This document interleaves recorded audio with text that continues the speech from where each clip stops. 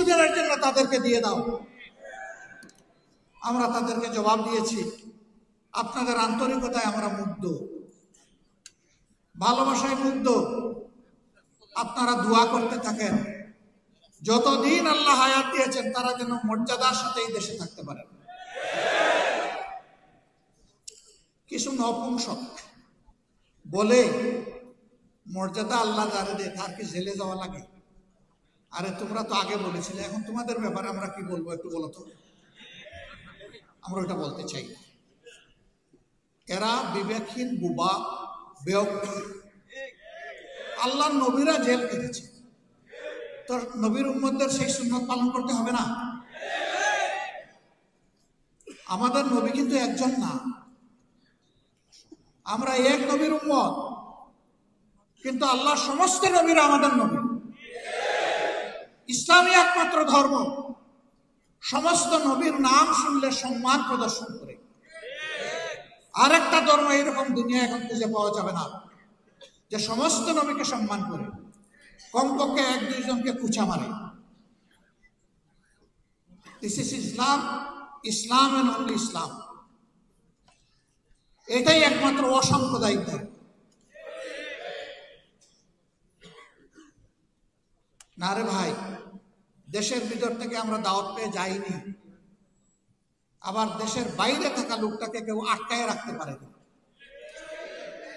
তিনিও সকল মায়ার বাঁধন, ওই জগতের মায়াজাল ছিন্ন করে তার দায়িত্বের অনুভূতির কারণে তিনি একজন ফাইটার হিসাবে, আল্লাহর একজন সৈনিক হিসাবে আদালতে দাঁড়িয়ে তিনি বলবেন, আমার বিরুদ্ধে যত অভিযোগ, এ আল্লাহ তুমি সাক্ষী থাকো, সব মিথ্যা। তাই তারা করেছেন, আমরা ছেড়ে যাব না। হ্যাঁ, আল্লাহ তাআলার নির্দেশে বিশেষ প্রয়োজনে যদি কখনো যেতে হয় সেটি ভিন্ন, কিন্তু শুধু জান বাঁচানোর জন্য একটু শান্তিতে মায়ার জালে একটু গোড়াগড়ি করার জন্য ইসলামী আন্দোলনের লোকেরা যায়নি, ইনশাল্লাহ যাবে না।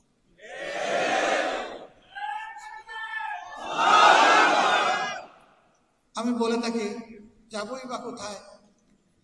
আমাদের তো একটি বেগম পাড়াও নাই, পিসি পাড়াও আমাদের নাই, যাব কোথায়? কারো আছে বেগম পাড়া, কারো আছে পিসি পাড়া, আমাদের নাই তো, এবং আমাদের এটা প্রয়োজনও নাই। আলহামদুলিল্লাহ, আল্লাহ যে জায়গায় মায়া করে, মহব্বত করে পয়দা করেছেন, এই জায়গাতেই যেন আল্লাহ বেশি করে বরকত দিয়ে দেয়।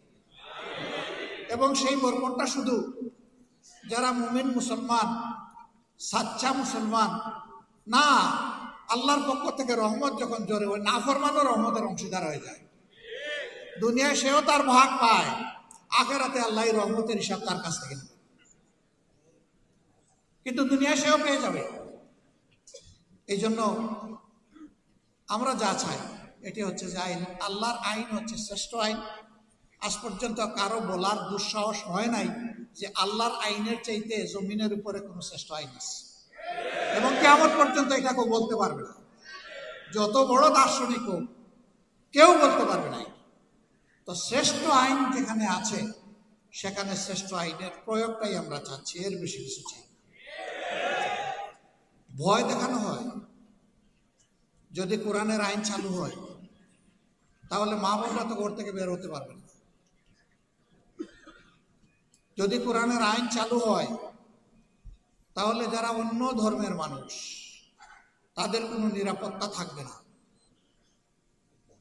আমরা যারা কোরআনের আইন চালু করার জন্য আল্লাহর দেওয়া তাওফিকের জন্য চেষ্টা করছি, আমাদের মা বোনরা ঘর থেকে বের হয় না, সমাজের বিভিন্ন পেশায় তারা কাজকর্ম করে না, আত্মীয় স্বজনের বিপদ আপদ হলে তারা দৌড়ে যায় না, তারা সমাজের উন্নয়নে অবদান রাখে না, তারা শিক্ষা প্রতিষ্ঠান, সর্বোচ্চ শিক্ষা প্রতিষ্ঠানে গিয়ে লেখাপড়া করে না, তারা লেখাপড়া করায় না, সবই করে।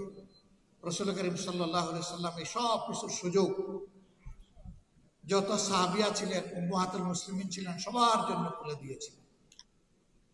এমনকি চরম ক্রিটিক্যাল মুহূর্তে রাসূল করিম সাল্লাল্লাহু আলাইহি সাল্লাম আহলে রায়দের সাথে বিশেষজ্ঞতার সাথে বসতেন, কিন্তু তিনি ভুলে যেতেন না উম্মাতুল মুসলিমিনের পরামর্শ নেওয়াটাও প্রয়োজন, সেটাও তিনি নিতেন। তার বাস্তব নমুনা সুলহে হুদাইবিয়া। সবাই কি কর্তব্য বিমূঢ়, আল্লাহ রসুলও চিন্তিত, কিন্তু আমাদের একজন মায়ের পরামর্শ কার্যকর হয়ে গেল, সমস্ত সমস্যা নিমিষের তরে বাতাসে উড়ে গেল। আল্লাহু আকবার। This is beauty of Islam. মায়েদের কোনো মর্যাদাই ছিল না, মা হিসাবে কোনো মর্যাদা ছিল না। ইসলাম এসে তাদের হাতে এই মর্যাদা তুলে দিয়েছে।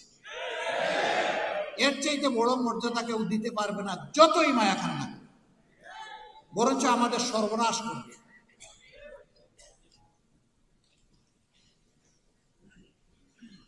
বলে যে ও মুসলিমরা, এদেরকে আবার কেউ কেউ প্রশ্ন করে অথবা শিখাইয়া দেয়, বলে যে আমাদের কাছ থেকে জিজিয়া কর নিবেন কেন? একজন বড় লিডার একটা ধর্মের আমাকে এই প্রশ্ন করলেন। আমি বললাম, একেবারেই সঙ্গত প্রশ্ন আপনি করেছেন। আচ্ছা আপনি বলুন তো আমাকে, মুসলমানরা যাদের সম্পদ আছে তাদেরকে তো জাকাত দিতে হবে ইসলামী রাষ্ট্রে, তা তো দিতে হবে, যে আপনি কি জাকাত দিবেন? না, আমি তো মুসলমান না, আমি জাকাত দেবো কেন? তো জাকাত তো আল্লাহর নির্ধারিত ট্যাক্স, এই ট্যাক্সের সাথে রাষ্ট্রে অন্যান্য ট্যাক্সও থাকবে, তবে এটা হচ্ছে মূল ভিত্তি। তো এই সমাজে যে উন্নয়ন হবে, এটা কি শুধু মুসলমানরা ভোগ করবে না? আপনার অধিকার আছে। অবশ্যই নাগরিক হিসাবে আমার অধিকার আছে। আমি বললাম, তাইলে বিচারটা কোথায়? আপনি কিছুই দিবেন না, সে দিল, আর আপনি সমান অধিকার ভোগ করবেন, এটা কি ইনসাফ? আপনি যেহেতু মুসলমান না, এই কারণেই আপনার কাছ থেকে ওই ট্যাক্সটা নেওয়া হচ্ছে, যেই ট্যাক্সটা মুসলমান হওয়ার কারণে দিচ্ছে। তবে একজন গরিবের উপর যেমন জাকাত নাই, একজন গরিব হিন্দু বৌদ্ধ খ্রিস্টানের উপরেও তেমন ট্যাক্স নেই। একজন গরিবকে যেমন রাষ্ট্র লুক আফটার করতে, প্রতিপালন করতে বাধ্য, সকল ধর্মের লোকদের জন্য এটা সরকার বাধ্য। বলে তাইলে আমার আর কোনো কথা নেই, আমরা তো এটা জানতাম না।